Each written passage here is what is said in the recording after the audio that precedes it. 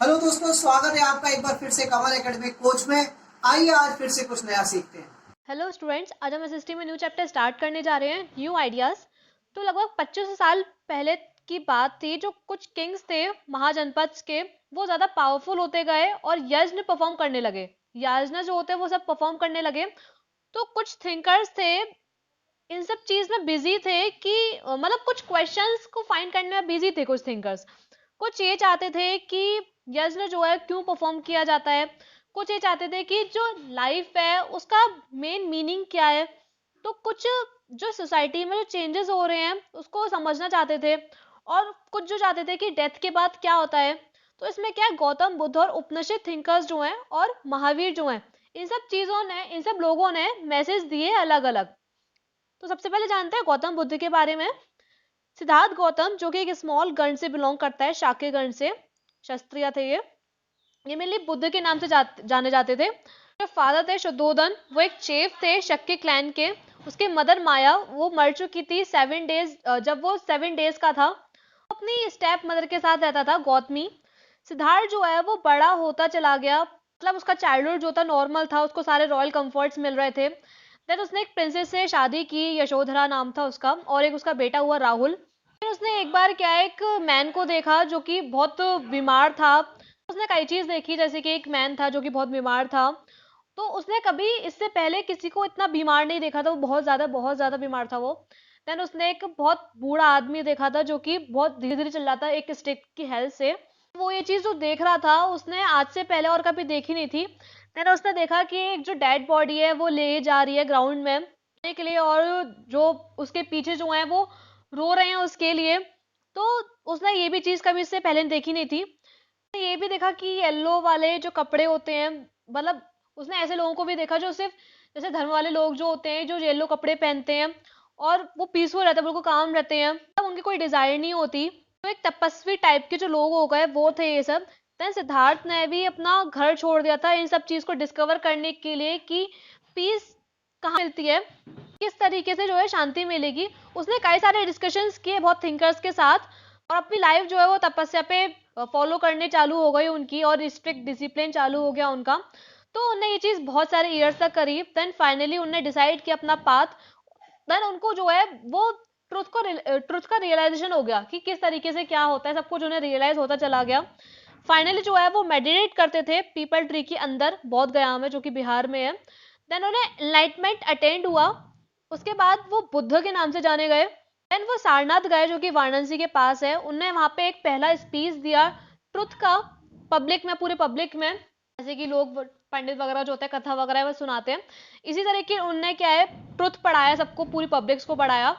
Then वो जगह जगह जाते रहे टीचिंग के लिए, पीपल की टीचिंग के लिए।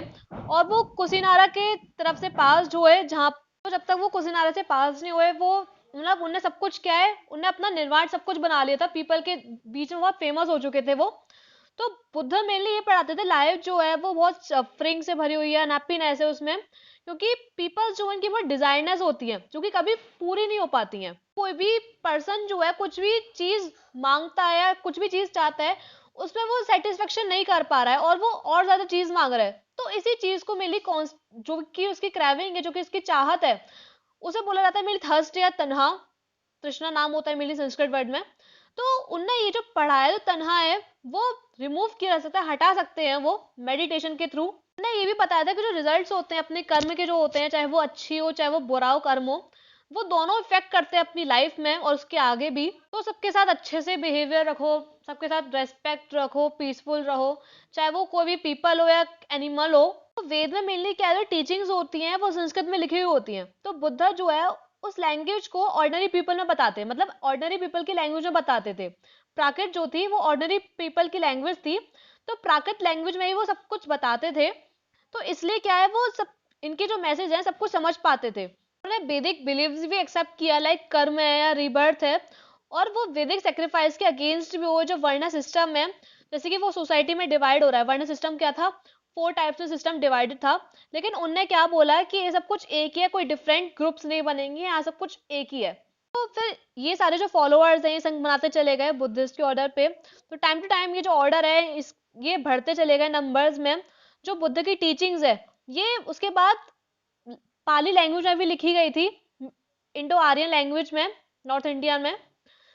देन नेक्स्ट स्टोरी आती है यहाँ पे कीसा गौतमी की। जो कीसा गौतमी है वो एक वुमेन थी जिसमें मतलब वो क्या है, एक मरे हुए बच्चे को पकड़ के जाती थी जिससे वो बहुत प्यार करती थी। वो सब जगह गई, फिजिशियन के पास गई, एक के बाद एक उसको लाइफ मिल जाए, उसको जीवन प्रदान हो जाए दोबारा से। देन लास्ट में वो बुद्धा के पास पहुंची और उससे अपनी बच्चे के लिए उसने प्रे किया कि उसके बच्चे को जीवन दान दे दें। बुद्धा ने बोला ठीक है, लेकिन तुम मुझे इसके लिए मस्टर्ड सीड दे दो, सरसों के दाने दे दो, और मैं तुम्हारे चाइल्ड का जो लाइफ है वो दोबारा वापस दे दूंगा। तो वुमेन जो है वो जल्दी से जाने लगी सीड्स लेने के लिए, तभी बुद्धा ने रोका प्यार से, धीरे से। देन उसने ये बोला कि जो सीड्स हैं वो उस घर से लाने चाहिए, उस फैमिली से लाओ जहाँ पे कोई भी मरा ना हो। देन कीसा गोस्वामी डोर टू सबके घर, तो घर से घर गई, सबके दरवाजे पे गई, लेकिन कोई ऐसा नहीं मिला जहाँ पे किसी फैमिली में कोई भी ना मरा हो। देन उसको ये चीज समझ में आ गई कि जो आता है दुनिया में वो जाता भी है। देन उसने डेड बॉडी को दबाया, जमीन के अंदर गाड़ दिया। मतलब उसने ये सब चीज डिसाइड की कि उसके दिमाग में लाइफ और डेथ का बहुत सारा सवाल थे, मतलब वो कंफ्यूज थी इन सब चीज में। देन वो तभी क्या बुद्धिस्ट में एंटर्ड हो गई, उन सब चीज में जाके मिल गई। मतलब एक तरीके से क्या उसने भी संन्यास ले लिया और वो भी ये लाइफ जीने लगी। उपनिषद, तो उपनिषद क्या है, एक वैदिक टेक्स्ट का एक पार्ट है। इसका मेनली मीन होता है कि जैसे गुरुकुल वगैरह में शिक्षा वगैरह देते हैं जो उसके गुरु होते हैं, तो सेम मीनिंग यही होता है, उसको अप्रोच करना, उसके पास बैठ के सब कुछ उसे बताना, सब कुछ समझाना उसको, उन सब बच्चों को क्या है वेद वगैरह पढ़ाना या सारी जानकारी देना। तो ये सब चीज मेनली उपनिषद का मीनिंग हो गया। तो जो टेक्स्ट जो कि आइडियाज को प्रेजेंट करते हैं एक सिंपल डायलॉग के, नॉर्मली बातचीत होती थी टीचर्स स्टूडेंट्स के बीच में, तो जो टीचर्स होते थे ये बहुत अच्छे थिंकर्स होते थे, स्पेशली इसमें ब्राह्मण्स होते थे या राजाज होते थे। कुछ थिंकर्स जो थे परमानेंट होते थे बॉडी में और यूनिवर्स में, जो डेथ के बाद भी रहते हैं। मतलब इनने ये डिस्क्राइब किया था कि जो आत्मा होता है यानी कि जो हमारी सोल होती है, और जो ब्रह्म होता है यानी कि जो गॉड होता है, ये पूरी यूनिवर्सल सोल होती है, ये एक ही होती है। उपनिषद में एक वुमन थिंकर्स के बारे में भी मेंशन्ड है, जैसे गार्गी है, वो बहुत फेमस थी लर्निंग में, और रॉयल कोर्ट्स होते थे उसमें डिबेटिंग करने में। उसमें से जो बेस्ट नोन थिंकर्स थी उस टाइम पे वो थी सत्यकामा जबल। उसका जो नाम था वो उसकी मदर के नाम के बाद पड़ा, जिसका नाम था जबेली, जो कि एक दासी थी। गरीब होने की वजह से वो गौतम जो है ब्राह्मण टीचर जो थे, उसने एक्सेप्ट किया था एक स्टूडेंट के तरीके से। देन ये भी कहा जाता है कि यहाँ है वो 108 उपनिषद हैं, लेकिन उसमें से कुछ ही अवेलेबल हैं, कुछ संस्कृत में लिखी हुई हैं, और जो पहले की थी मतलब उसमें से कुछ थी वो लेटर्स के फॉर्म में थी, मतलब वो एक पैसेज के फॉर्म में थी पूरी, और क्वेश्चन आंसर्स के फॉर्म में थी, जैसे कि चांदोग्य है और बृहदारण्यक है। उसके बाद उपनिषद लाइक जैसी कथा है या श्वेतवस्त्र है, ये इनको ट्रांसलेट करा गया था लैंग्वेज में, लेकिन उनके जो मेन कंटेंट्स थे सेम थे, जैसे कि जो आत्मा है और ब्रह्म है वो एक ही होती है डेथ के बाद। तो हम नेक्स्ट बात करते हैं एक फेमस स्कॉलर के जिसका नाम था पनिनी। ये ग्रामरियन था नॉन रिलीजियस एरिया से। इसने क्या किया, ग्रामर प्रिपेयर किया था संस्कृत के लिए जिसे बोला जाता था अष्टाध्यायी, और एक बुक लिखी थी एक चैप्टर्स की जिसमें वॉवेल्स और कॉन्सोनेंट्स अरेंज थे संस्कृत के एक स्पेशल ऑर्डर में। उसके बाद ये चीज एक एल्जेब्रा क्रिएट करने के लिए यूज की, जैसे शॉर्ट फॉर्मूलेज होते हैं रूल्स वगैरह के लिए संस्कृत लैंग्वेज में। उसमें जो सारा काम था वो लगभग 3000 रूल्स है संस्कृत ग्रामर में, जो संस्कृत ग्रामर थी आज भी यूज करते हैं पनिनीज रूल के बेस पे। के जो ग्रामर थी उसको बहुत अचीवमेंट मिला हुआ था किसी भी एंशिएंट सिविलाइजेशन के ऊपर, तो हर चीज को संस्कृत पढ़ने के लिए ये ग्रामर यूज की जाती थी समझने के लिए। तो नेक्स्ट बात करते हैं वर्धमान महावीर के बारे में। वर्धमान जो था वो एक क्षत्रिय प्रिंस था लिच्छाविस जो है वो एक ग्रुप है, वाजी संघ का एक पार्ट है ग्रुप का।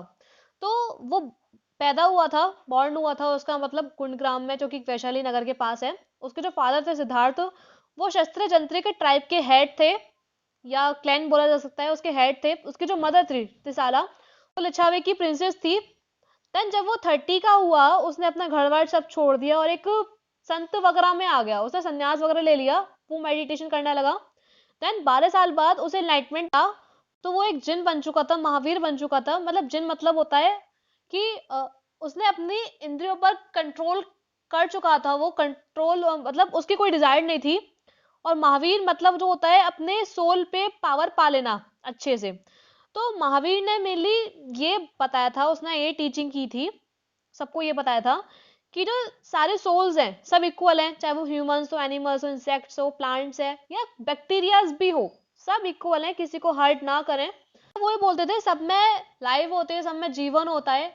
इनफैक्ट जो वो ये तक बोलते थे जो नॉन लिविंग थिंग्स होती हैं उसमें भी जीवन होता है, उसमें भी लाइफ होती है, उसमें भी आत्मा होती है। मेनली अहिंसा का रूल कहा गया। देन उसने इन्फोर्स किया ट्रुथ के ऊपर, ऑनेस्टी के ऊपर चीज सिखाई। तो ये सारे रूल्स जो है बहुत डिफिकल्ट थे फॉलो करने के लिए, लेकिन स्टेप बाय स्टेप फॉलो किए गए।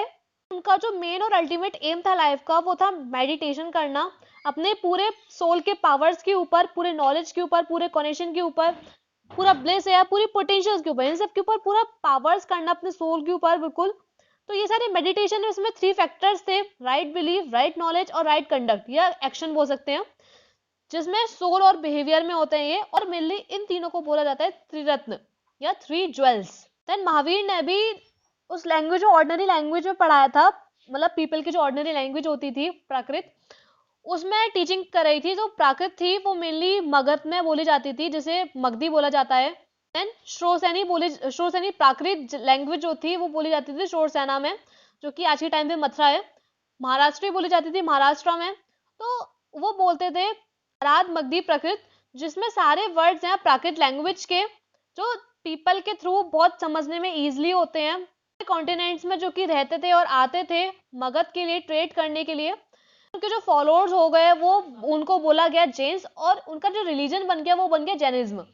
फिर 100 सालों बाद जैनिज्म जो है बहुत अलग अलग जगह पर स्प्रेड होते चले गए, फैलते चले गए। नॉर्थ इंडिया, गुजरात, तमिलनाडु, कर्नाटका, उनकी जो महावीर की जो टीचिंग्स होती थी ट्रांसमिट होती चली गई काफी सेंचुरीज तक। देन ये लिखी भी गई थी संस्कृत लैंग्वेज में, और देन उसके बाद संस्कृत लैंग्वेज लिखी गई थी। देन उसके बाद कोई भी ओरिजिनल लैंग्वेज में लिखी हुई थी। देन नेक्स्ट पार्ट आता है संघ। महावीर और बुद्धा की टीचिंग से जो है पीपल उनकी तरफ बहुत इफेक्ट हुए थे। सारे वर्णास जो थे, जो ने अपना घर बार सबको छोड़ दिया था इन सब चीज को सीखने के लिए, इन सब चीज को टीच करने के लिए, अपनी लाइफ को न्यू वे स्टार्ट करने के लिए। सब एक उस तरीके से होता है संन्यास वगैरह में चले जाना, एक ग्रुप बना रहे, संगठन बना रहे इन सब चीजों की। देन महावीर और बुद्ध क्या है, ये सिखाते थे, बताते थे कि एक साथ किस तरीके से रहना है। ये तो सारे ग्रुप और एसोसिएशन थे उन सबके, जिनने अपने घर बार सबको छोड़े हैं, सोसाइटी छोड़ी है। इन सब चीज को मेनली बोलते थे संघ। ये एक दूसरे की हेल्प किया करते थे संघ में। ये जो संघ थे, ये इसमें अलग अलग पॉलिटिकल संघ चलते थे और गन्स चलते थे, जो कि एक गवर्नमेंट फॉर्म हुआ करती थी इस चीज में। तो इसमें अलग अलग संघ जो थे मेंस और वुमेन्स के, मतलब सारे जो मेंस और वुमेन्स थे सारे कास्ट के, इसमें कोई भी दास दासियां, सबको, सब लोग जो हैं संघ में ज्वाइन हो सकते थे। मतलब इसमें कोई पार्टिकुलर चीज नहीं थी कि ये लोग ही ज्वाइन हो सकते हैं संघ में, कोई भी ज्वाइन हो सकता था, किसी भी कास्ट के लोगों की, कोई भी स्लेव वो। चिल्ड्रंस भी जो है वो अपने पेरेंट्स की परमिशन लेके भी उनको ज्वाइन कर सकते थे। जो मैरिड वुमेन है वो अपनी हस्बैंड्स की परमिशन लेके इन सब संघ को ज्वाइन कर सकते थे। इनके सर्वेंट्स होते हैं उनको भी परमिशन लेनी पड़ती थी। स्लेव्स जो थे, दास वगैरह जो होते थे, उनको अपने मास्टर से परमिशन लेनी पड़ती थी इन सारे संघ को ज्वाइन करने के लिए। जो रूल्स थे बुद्धिस्ट संघ के, जो रूल्स थे वो बाद में लिखे गए थे एक बुक में, जिन्हें बोला जाता है विनय पिटक। देन मेंस और वुमेन्स जो थे वो संघ को ज्वाइन करते चले गए, और बाद में वो सिंपल लाइफ रहने लगे। वो मेडिटेट करते थे हर टाइम पे, अलग अलग सिटीज जाते थे, अलग अलग विलेजेस जाते थे फूड लेने के लिए, अपना खाना पीना लेने के लिए हर टाइम पे। मतलब एक वो संतोर ऐसी जीवन जीते थे पूरा। इसके बाद उन्हें भिक्खुस बोला गया, मतलब एक बैगर का ही मीनिंग है। दूसरों को पढ़ाते थे और एक दूसरे की हेल्प करना सिखाते थे। इनने बुद्धिस्ट की टीचिंग्स को लिखने के लिए भी हेल्प की थी स्कूल्स में, ओपन स्कूल्स में, जिसमें एजुकेशन दी जाती थी। और स्टूपास जो होते हैं उनको बनाने में हेल्प की थी। कोई भी डिस्प्यूट हो जाता था, कोई भी लड़ाई झगड़े हो जाते थे संघ में, तो वो सेटल्ड किए जाते थे म्यूचुअल कॉन्स्टेंट में, यानी कि एक मीटिंग की जाती थी सब चीज की। देन इसके थ्रू वो सबको सॉल्व आउट किया जाता था। तो नेक्स्ट आती है मोनेस्ट्रीज। तो जो जैन और बुद्धिस्ट होते थे वो क्या है, अलग अलग जगह जाते थे। ये पर्टिकुलर एक जगह रुकते नहीं थे। ये मतलब ऐसा है कि एक जगह जाना, एक रात किसी गांव में रुकना, देन दूसरी जगह जाना। तो ये सब लोग अलग अलग जाते थे। बस ये पूरे साल में सिर्फ एक ही बार रुकते थे ये एक जगह, वो थी बारिश का सीजन जो था, उसमें उनको बहुत डिफिकल्ट होता था ट्रैवल करना, इसलिए वो एक नेचुरल कैव्स में रहते थे जो कि हिली एरियाज वगैरह में होते थे। कोई टेम्पररी शेल्टर्स हुआ करते जो कि गार्डन्स में बने होते थे सिटीज के बाहर। ये जो परमानेंट शेल्टर्स हुआ करते थे जो उनके लिए बन गए थे, वो मेनली बोला जाता है विहार्स या मोनेस्ट्रीज बोला जाता है। उनका और भी पर्पस होता था ये सब बनाने के लिए। जो विहार्स होते थे उसका और पर्पस होता था कि लर्निंग को स्टैब्लिश करना। उनका मेडिटेशन सेंटर्स बन चुका था ये सब चीज। देन उसके बाद पहले जो विहार्स होते थे वो वुड के बने होते थे, ब्रिक्स के बने होते थे। कुछ कुछ जगह पे केव्स बनी होती थी, रॉक्स में खोदे हुए, हिल्स में खोदे हुए केव्स होती थी। उस टाइम बाद कुछ मोनेस्ट्रीज होकर होती थी, बहुत इंपॉर्टेंट सेंटर्स हो जाती थी लर्निंग की, क्योंकि मॉन्क्स और नन्स जो थे वो वहाँ लोकल पीपल को पढ़ाते थे, सिखाते थे सब कुछ। जो पीपल थे वो उनको फूड वगैरह सब करते थे, मेडिसिन वगैरह देते थे। देन हम नेक्स्ट जानते हैं आश्रम के सिस्टम के बारे में। तो जो वर्ड आश्रम है मीन्स है लाइफ का एक स्टेज, यानी कि एक मेडिटेशन का प्लेस नहीं होता। ब्राह्मण्स जो हैं वो उनने डेवलप किया था आश्रम का सिस्टम उस टाइम पे जब जैनिज्म और बुद्धिज्म थे बहुत पॉपुलर हो चुके थे। तो जो सिस्टम था आश्रम का वो मैंस के थ्रू अलाउड किया गया था कि मतलब वो अपने रहने सहने का कुछ पार्ट स्पेंड कर सकते हैं मेडिटेशन में। सिर्फ ब्राह्मण, क्षत्रिय, वैश्य, मैन ये सभी अलाउड थे इन सब चीज पार्टिसिपेट करने के लिए आश्रम के सिस्टम में।